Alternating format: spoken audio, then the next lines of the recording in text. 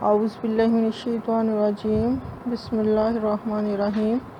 आज का जो हमारा टॉपिक है वो है कंटिन्यूसली वेरिंग ट्रेड्स।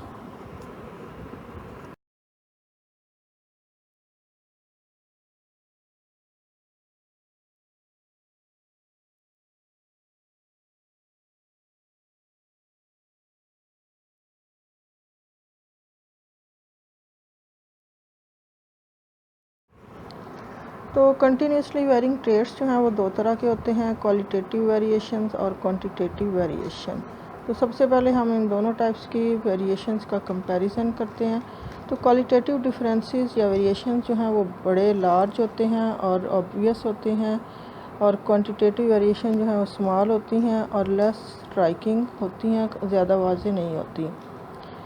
तो कंटिन्यूस या क्वांटिटेटिव वेरिएशंस जो हैं वो एडिटिव फैशन में अपना इफ़ेक्ट शो करते हैं, जबकि क्वांटिटेटिव ट्रेड्स जो हैं वो डिपेंड करते हैं on the quantity of alleles of more than one gene one pair found at different locus, hence called polygenic traits. तो क्वालिटेटिव जो हैं वो एक जीन पेयर से जो है वो भी अपने आप को ज़ाहिर कर सकते हैं, लेकिन क्वांटिटेटिव ट्रेड्स जो हैं वो एक से ज़्यादा जीन पेयर के ज़रिए ज़ाहिर होती हैं, और इन सारे जीन पेयर्स का असर जो है वो मिलकर एडिटिव फैशन में अपने आप को शो करता है। डिसकंटिन्यूस या क्वालिटेटिव वेरिएशन जो हैं वो बार शेप्ड ग्राफ बनाती हैं, जबकि कंटिन्यूस या क्वांटिटेटिव जो वेरिएशन हैं वो बेल शेप्ड ग्राफ शो करती हैं। कुछ ट्रेड्स जैसे कि पी सीड शेप है वो डिसकंटिन्यूस क्वालिटेटिव वेरिएशन शो करते हैं, जिसमें दो शार्पली डिस्टिंक्ट फिनोटाइप होती हैं, राउंड और रिंकल्ड। लेकिन कुछ दूसरे जैसे 4 o'clock फ्लावर है 3 फिनोटाइप शो करता है, रेड, पिंक और वाइट। कुछ और जैसे एबीओ ब्लड ग्रुप्स हैं वो 4 फिनोटाइप शो करते हैं, ए बी इकट्ठा एंड ओ। इस तरह बहुत सारे ट्रेड्स जैसे हाइट, वेट, इंटेलिजेंस और स्किन कलर है और ग्रेन कलर इन वीट है वो कंटिन्यूस क्वांटिटेटिव वेरिएशन शो करते हैं, जिसमें बहुत सारी फिनोटाइप्स होती हैं और बहुत सारे जीन्स इन्वॉल्व होते हैं। तो अब हम देखते हैं कि पॉलीजेनिक ट्रेड्स क्या होते हैं। मेंडल ने फोकस किया था उन ट्रेड्स पर जो कि 2 क्वालिटेटिव डिफरेंट फिनोटाइप शो करते थे और 2 alternative alleles of single gene थे। डार्विन ने स्मॉल कंटिन्यूस वेरिएशन शो की थी in a individual of population. Such a range of phenotype spectrum of a trait cannot be traced to a single gene with 2 alleles. Even a few multiple allele of a single gene cannot make such a wide range of phenotypes. तो phenotype spectrum जिसमें बहुत सारी जो है वो phenotypes ज़ाहिर हों वो एक जीन पेयर के साथ मुमकिन नहीं होती। तो कंटिन्यूसली वेरिंग ट्रेड ऐसा ट्रेड जिसमें बहुत सारे वेरिएशन हो वो 2 या 2 से ज़्यादा जीन पेयर्स के एलील्स के बनता है, और वो मुख्तलिफ डिफरेंट लोकस पर होते हैं और एक दूसरे के असर को एडिटिव वे में प्लस करके मदद करते हैं, एक दूसरे के इफ़ेक्ट को ज़ाहिर होने में हेल्प करते हैं। These quantitative traits are called polygenic polymeric traits and their genes are polygenes. Each polygene जो है उसमें स्मॉल पॉजिटिव और नेगेटिव इफ़ेक्ट होता है on the character. Polygene supplement करते हैं, मदद करते हैं एक दूसरे की, और पॉजिटिव और नेगेटिव इफेक्ट तमाम इंडिविजुअल पॉलीजीन्स का जो है वो मिलकर एक क्वांटिटेटिव फिनोटाइप बनाता है। तो अब हम देखते हैं कि different traits of wheat grains जो हैं वो क्या हैं। तो उसका हम क्वांटिटेटिव वेरिएशन के एनालिसिस करते हैं। वीट ग्रेन जो हैं वो वाइट से लेकर डार्क रेड कलर के होते हैं। ये ट्रेड जो है वो continuous spectrum of colour variation show करता है। कुछ ग्रेन वाइट हैं, कुछ डीप रेड हैं, और ज़्यादा ग्रेन जो हैं वो लाइट पिंक से लेकर मॉडरेटली रेड तक होते हैं। Nilsson Elher studied the genetics of wheat grain color when he crossed a true breeding dark red grain plant with true breeding white two parental shades. All F1 grains जो थे वो light red colour थे, intermediate between two parent colours, लेकिन और इस तरह से show हो रहा था कि ये इनकम्प्लीट डोमिनेंस का केस है। लेकिन जब F1 ग्रेन्स को उन्होंने दोबारा से सेल्फ क्रॉस किया और F2 हासिल किया तो उन्होंने 7 शेड ऑफ कलर हासिल किए। 1 डार्क रेड था, 6 मॉडरेटली डार्क रेड थे, 15 रेड थे, 20 लाइट रेड थे, 15 पिंक थे, 6 लाइट पिंक थे और 1 वाइट था। 3 different gene pairs, A capital A small A, capital B small B, capital C small C, जो डिफरेंट लोसाई पर मौजूद थे वो वीट ग्रेन कलर को कंट्रीब्यूट कर रहे थे। ईच इंडिविजुअल जो था उसके अंदर 6 एलील होना ज़रूरी थे। तमाम कैपिटल जो कोड्स थे वो equal amount of red pigment को शो करते थे, जो कि पॉजिटिव इफेक्ट था, लेकिन तमाम स्मॉल जो थे वो वाइट पिगमेंट को या रेड कलर की एब्सेंस को शो करते थे, यानी कि वो कोई कलर पिगमेंट ऐड नहीं करते थे। अगर तमाम 6 एलील्स जो थे वो कैपिटल थे तो ये डार्क रेड कलर शो करता था। जब तमाम 6 एलील रिसेसिव थे, स्मॉल लेटर से शो होते थे, तो वो वाइट कलर को शो करते थे। और जब एक जो था वो डोमिनेंट एलील मौजूद होता था तो लाइट पिंक कलर बनता था, और अगर 2 डोमिनेंट एलील मौजूद होते थे तो पिंक कलर बनता था, और अगर 3 रेड पिगमेंट के एलील मौजूद होते थे तो फिर लाइट रेड कलर बनता था। जब 4 एलील जो थे डोमिनेंट मौजूद होते थे तो रेड कलर बनता था, और जब 5 एलील रेड कलर के मौजूद होते थे तो मॉडरेटली रेड कलर बनता था। तो इस तरह से जो है फिनोटाइप जो है ग्रेन के वो sum of individual effect of all the 6 allele additive effect होता था। ये शॉर्ट क्वेश्चन है, आपने याद कर लेना, और ये सामने डायग्राम में हमने आपको दिखाया भी हुआ है। इसी तरह से ह्यूमन स्किन कलर है। ह्यूमन स्किन कलर जो है वो भी क्वांटिटेटिव ट्रेट है, जो कि 3 से लेकर 6 जीन पेयर से कंट्रोल होता है। जितना भी पिगमेंट का कलर डोमिनेंट जीन जो है वो ज़्यादा होंगे, स्किन का कलर डार्क होगा, और जितना जो है वो रिसेसिव जीन ज़्यादा होंगे, स्किन का कलर लाइट हो जाएगा, और चाइल्ड जो है उसका कलर पेरेंट्स के कलर से ज़्यादा डार्क या लाइट भी हो सकता है। इसी तरह नेक्स्ट जो करैक्टर है वो है ह्यूमन हाइट। ह्यूमन हाइट जो है वो ज़्यादा कम्प्लेक्स पॉलीजेनिक ट्रेट है, और परफेक्टली कंटिन्यूस वेरिएशन जो है वो ह्यूमन हाइट में जो है वो स्मूथ बेल शेप्ड कर्व पैदा करती है। फ्यू पीपल जो है वो बहुत टाल होते हैं या बहुत शॉर्ट होते हैं, लेकिन मोस्ट पीपल जो है वो एवरेज व मीन वैल्यू में आती हैं। ये ट्रेट जो है बहुत सारे pair of gene different loci से कंट्रोल होता है, यहाँ तक कि एक लोसाई पर हर लोसाई पर भी मल्टीपल एलील्स मौजूद हो सकते हैं। जितने शॉर्टनेस के एलील ज़्यादा होंगे हाइट शॉर्ट हो जाएगी, और जितने टालनेस के एलील ज़्यादा होंगे हाइट टाल हो जाएगी। इन्वायरमेंट जो है वो भी इफ़ेक्ट करती है ह्यूमन हाइट पर, इंटेलिजेंस पर, स्किन पर, कलर पर, और कांस्टेंट एक्सपोजर जो सन है वो डार्क स्किन पैदा करता है। पुअर न्यूट्रिशन जो है वो हाइट को कम कर देती है। हेल्दी और इनकरेज सोशल इन्वायरमेंट जो है वो इंटेलिजेंस को इम्प्रूव करती है, जैसे कि डायग्राम्स में दिखाया हुआ है। इसी तरह एक और जो है टंग रोलिंग, ये एक और इम्पॉर्टेंट करैक्टर है। इसमें क्या होता है कि कुछ लोग अपनी टंग को डिस्टिंक्ट यू शेप में मुंह से बाहर निकाल कर रोल कर सकते हैं, और उनको हम कहते हैं रोलर्स। डिसेबिलिटी जो है सिंगल डोमिनेंट जीन की वजह से होती है। ये एक डिसकंटिन्यूस वेरिएशन है जो कि सिंपल मेंडेलियन फैशन में आगे चलती है, और ये एक बार शेप्ड एसिमेट्रिक डिस्ट्रीब्यूशन कर्व बनाती है।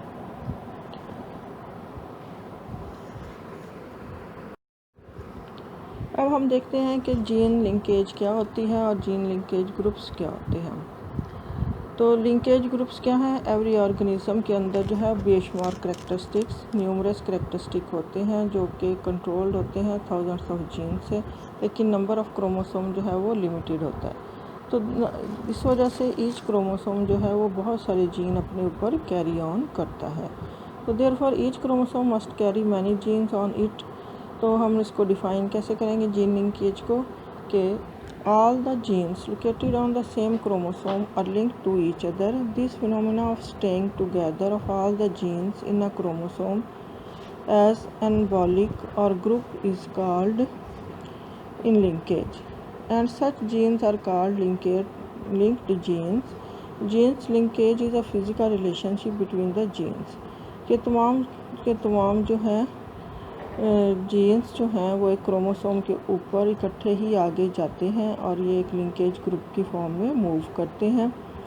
तो तमाम जीन्स जो एक क्रोमोसोम के ऊपर होते हैं वो इकट्ठे ही अगले गैमेट्स या सेल में शिफ्ट होते हैं और एक दूसरे से अलग नहीं होते, और इनको हम जीन लिंकेज या लिंकेज ग्रुप्स कहते हैं। इसकी एग्जांपल हम देखते हैं। The number of linkage group corresponds to the number of homologous pairs of chromosomes. जितने किसी के अंदर होमोलोगस पेयर ऑफ क्रोमोसोम होंगे उतने ही उसमें लिंकेज ग्रुप होंगे। Man has 23 linkage groups. Genes for gout, colour blindness, haemophilia form on linkage group on human X chromosome. Gout, colour blindness, haemophilia के जीन्स जो हैं वो इंसान के एक्स क्रोमोसोम पर होते हैं। इसी तरह से gene for sickle cell anaemia जो है, एनीमिया, ल्यूकीमिया एंड एल्बिनिज्म जो है वो दूसरा लिंकेज ग्रुप बनाते हैं जो ह्यूमन क्रोमोसोम नंबर 11 पर होते हैं। उसके बाद एडवांटेजेस टू जीन लिंकेज क्या है।